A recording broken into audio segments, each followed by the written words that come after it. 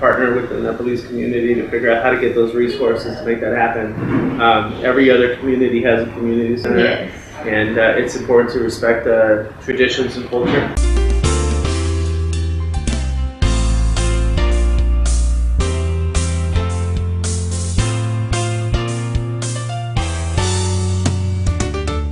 Let's tell all Nepalese folks that you heard from Abel that we're dying for community center. Now we have a support. Let's vote him. Let's make him his goal, the dream come true. Our dream automatically comes. Just like a buy one, get another one. If we won, and we already there. We all win. We all win. Yeah.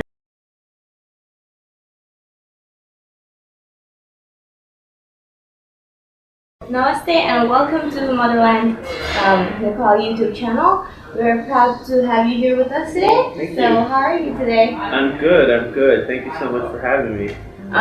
So can you introduce people? Absolutely. My name is Abel Guillen. Namaste. I am born and raised in San Francisco in the Mission District. And my dad actually is from Mexico. Oh. Yeah, and my mom she actually came over as a refugee from Nicaragua when she was a teenager. So I'm very proud to be here today. I'm looking forward to speaking with you. So how do you value education? Besides the budget cuts, what are your plans to increase college enrollment rates for low-income and unrepresented students? Absolutely. I think that's a big question for a lot of us, and actually that's the reason why I got into education. I've been on the Peralta Community College Board the last 6 years, and that's my passion because I'm the first in my family to graduate from college. I come from a very working class family in the Mission District. My dad is a baker at a hotel. My mom is a cook in a hospital, and so they're working folks. And I was fortunate to receive a good public education and became the first in my family to go to UC Berkeley and graduate. And so I always want to make sure that other people who are underrepresented have the same opportunities that I've had, and that's why I'm running for state assembly. One of the big things is California used to be in the top 10 for funding for education. Now we're 47th out of 50th in the states. 47th out of 50th, and that's wrong. California is still the richest country, the richest state in the richest country, and we're at the bottom of education. So one of the ways we can increase education is by making sure that we invest more, making sure that the big oil companies, for example, we have a lot of oil companies that don't pay their fair share of taxes. Every other state, Louisiana, Texas, Alaska, where Sarah Palin's from, they all have an oil excise tax, except California. We don't have that. We can raise $1 billion to fund education programs very easily if we have the political will to do that. So I think that's one way of increasing revenue to get us back up to where we used to be. I think let me just ask you one quick question. I like it interesting. So mom is cook and father is baker. You don't need to tell that. I can tell. Amazing good cook and good baker. I said thanks to mom and dad. So you will prove that. Absolutely. Let's go to another question. Sure. Your effort to build a 1.2 megawatt solar system at Peralta College is laudable.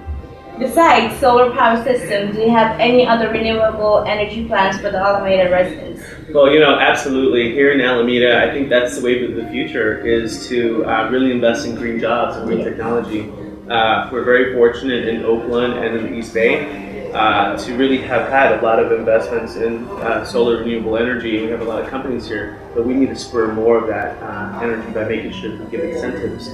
Right now, we give a lot of tax credits to big corporations, but I think we need to direct those credits to green jobs and renewable energy programs.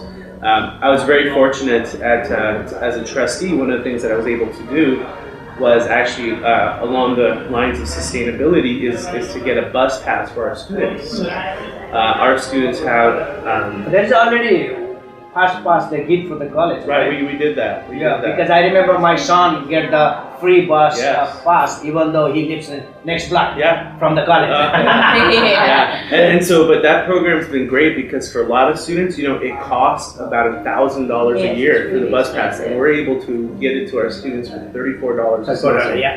And to date, we've been able to provide 4.4 million rides for our students. So what does that do? First of all, it saves them $1,000 a year. It's money that they can put in their pocket or help for childcare, for books, for supplies. They can utilize that money to somewhere For else where something- they need. Exactly. And it's also good for the environment. You know, the more we can put people in public transportation, it's very much more sustainable that way. So I'm very proud of that, and that was one of the things that I brought forward as a trustee about 4 years ago. Well, I thank you for that because we save a lot. So all the Alameda County student, please listen to this and give a credit to Alameda. Yeah, that was really nice idea. What is your plan to increase the employment rates in Alameda? Yeah, the employment rates are really low, and when you look at, I should say really high, when you look at the employment rate, the official rates are about 10%. But when you start looking at different communities, you look at African American communities, you look at some, South Asian communities, you look at Latino communities, it's much higher. And so one of the things that we need to make sure is that we figure out, instead of, you know, giving tax breaks to the big corporations who aren't hiring a lot of people, how do we direct those tax breaks to small businesses? Small businesses are the backbone of our economy. They hire a lot of people. They're more local hire in our communities. And so I want to direct those incentives and simplify it. You know, as a business owner, you want to, when you apply for these tax credits, you shouldn't have to have a PhD to fill out the application. It should be pretty simple, pretty straightforward, and hopefully that will spur more. A lot of places are for the small. I'm a small business as well, Yes. and I have been paying the taxes, and I have seen a lot of places. Depends on the what city, like San Francisco and Berkeley, and there is no problem. Yeah. I mean, you just go there and you just show the receipt, whatever you pay. It's very easy. Very but easy. I heard there is some other county or some other places very difficult. Very difficult, right? But one thing I never see, because small business, because we have the small business, but we don't have any support. I mean, the landlord, whatever rent they Right. wanted, I mean, that's where they're getting it. Mhm. And it's like, how have you ever thought about how you support for these small businesses?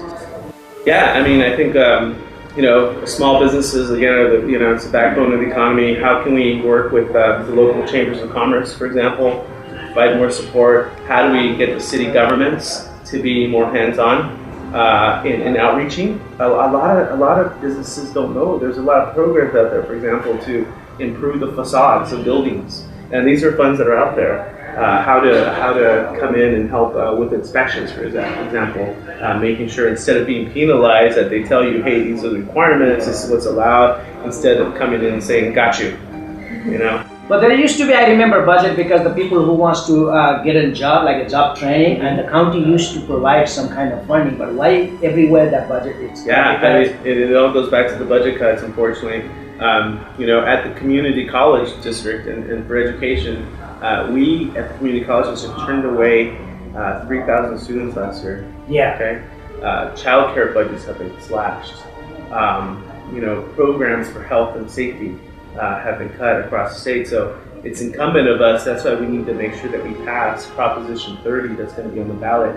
And Proposition 30, what it does is it really places a tax on the wealthiest Californians.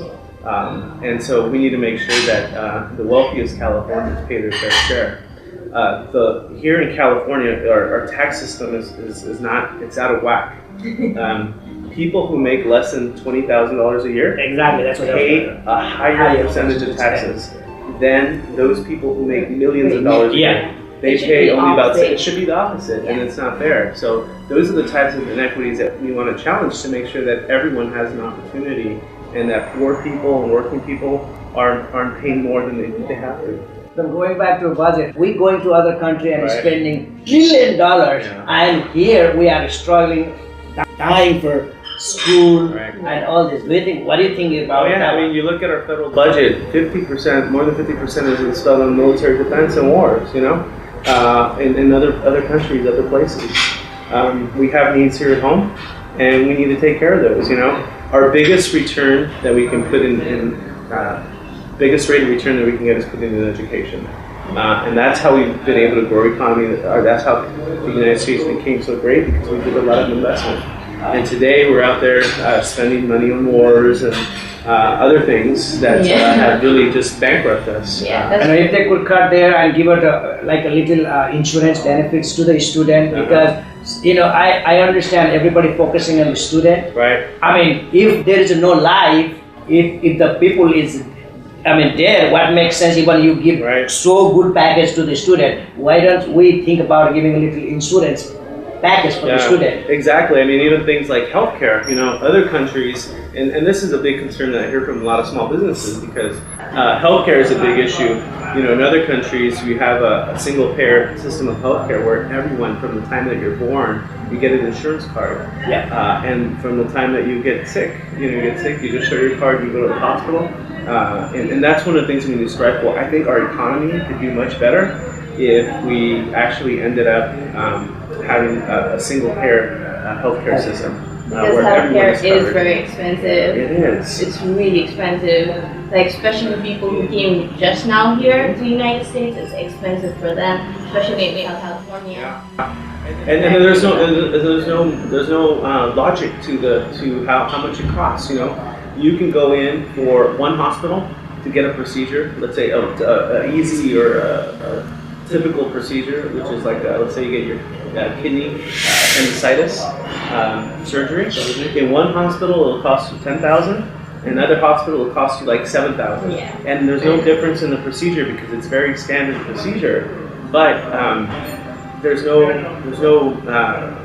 you know, the prices are all over the place, and people have no idea. You know, so when you go to the hospital, you get sick.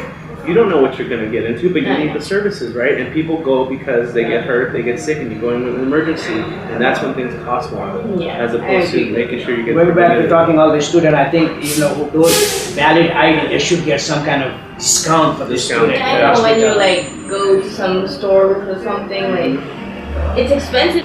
Working at the same time, you have to study. And education, like studying, is hard. If you're doing like education is hard. So you have to like spare time and everything, and it's stressful. It is. Well, one of the things that I want to do when I get to Sacramento is really look at like our textbooks. You know, as a cost of going to community college is one thing. I mean, you know, I know it's increased, but really what's difficult for a lot of our students is getting the textbooks. Textbooks are so expensive, and what a lot of the companies do is every year they come out with a new publication. They just change a couple of words, change a couple of colors, and then they make them buy a new one. It's a new book, you should get it. It's a new book, you have to get it. And it's a racket, I tell you. Right now, we have the technology to be able to make sure every student, regardless of cost, should have the textbooks. And we should be able to provide that electronically. You know, whether it's on your iPhone, whether it's on your computer. Less expensive. So it's less expensive, and that it's open and available to everyone. You know, those are the types of things that we need to start moving towards. When the printer goes out and prints a book, they're electronic already, you know, they have to put them electronically. But we need to work with them to be able to provide that for our students. That'll save a lot more money for our students so they can focus on studies instead of working so much. That for the cartridge, you know, for the students, it's so expensive, the printer. It is. So, it is a very, expensive for them to afford. I'm not saying like working is a waste of time. It gives you a little bit of education. But when you're in college, you need time more for studying than like going to work. You know, you're just like wasting time, basically. Even commuting, you know, or just trying to make sure you pay the bills. We've turned away statewide because of all the cutbacks in classes, both at the community college, CSU, and UC. Hundreds of thousands of students, like to the tune of like almost 500,000 students that want to go get an education, but we turn them away because we've cut the budget so much. So how was it when you were a student? Well, you know, I'll tell you what, I didn't have to work 3 jobs. You know, I was fortunate to get a scholarship, but and a lot of my friends, there's more financial aid, more aid available. Financial aid. Even now, financial aid, getting financial aid is really hard. Like, it's so hard. And if you don't get financial aid, there are some conditions like people, they can't even get themselves educated because they don't have the money to get educated even if they want to get it. Right. So, yeah, no, absolutely. And those are the obstacles that we need to get rid of for our students to make it easier for folks to go to school. You know, where there's a will, there's a way. I want to make sure that people don't give up. I want to encourage people to apply. There's a website saying actually where you can go and get resources. ICanAffordCollege.com, which is a good resource to go on there and look at the resources that are available for students. So, what type of education will help to raise the status of working class? Well, I think the basics are important. And I think we need to have options for working class people. Number one, I think it's important to read. Yes. You know, the basics. You need to have reading. The state of California actually plans its prison population based on third grade reading levels. So the state is already projecting out to the future because they know if students can't read in third grade, then they have to plan. For prisons, there's a big correlation. There's something wrong with it. There's something wrong with that, right? So we need to focus in on reading, and people and our families and our communities need to make sure that they understand the importance of education. When you're a kid, oftentimes parents will say, you know, oh, he's little, he can miss a day of school, you know, it's okay.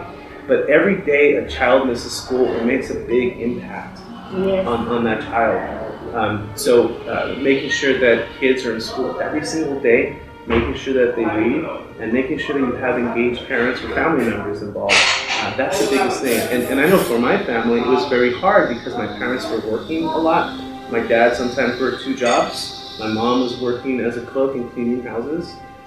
You know, so it wasn't, you know, but they'd always go to meetings and sort of support.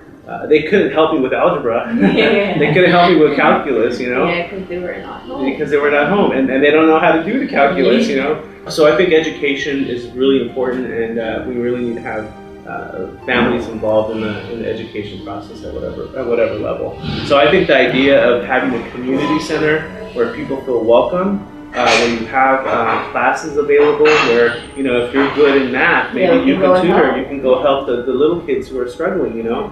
And it's also the different feeling because in the home you feel like a pressure, I have to do homework. Right. When you go to community center, you see everybody studying. And you feel like, oh, I should do it too, right? I mean, I'm part of they're doing it, I should do it too. Yeah, that is the one major reason that everyone needs the community center. Absolutely. Okay, so we're almost at the end, but there's a question, important question. So, like you said, we have a lot of organizations, but we don't have a community center. Right. So, would you support the effort of building a Nepali community center in Notherland County? Oh, absolutely. I think a Nepalese community center would be a fantastic idea. And, you know, I think there's people out there and foundations that would help fund that. You know, every other community has a community center. 8, 9, 10, but the Nepalese don't even have a one. Not even We have one. so much organizations, but community centers. And it would be a great place to celebrate the culture, the arts, be able to do homework, deal with our seniors who need company with the other seniors, our parents. And besides the religious things, there's, I mean, we have so different culture that I don't know about, you can understand. Even Jerry Brown, governor, he knows all about Buddhism and Hinduism. He went to India. He went to India and he spent time with Mother Teresa. And I think he's still confused. So that means that you don't understand because you have to born as a Hindu. That's so there's just so many secret religious things that we cannot do it in the public. So we don't have a place to You do need it. a place to do it. Yeah. Like let's say for if anybody in my family they die, I have to be in 12 days. No one can touch me. I have to put myself, I have to sleep separate. No one can touch me, and there is no such a place. And I bet you all the Nepalese and Hindus and all the people is suffering because of that. We could not keep our tradition. Our traditions alive. Even though we want it from inside, but we cannot. That's what reason also we need it. And we have a lot of organizations. They all working hard together, and we try our best. But we need a support from little higher level. Right. Absolutely. However, I can be supportive. I definitely want to.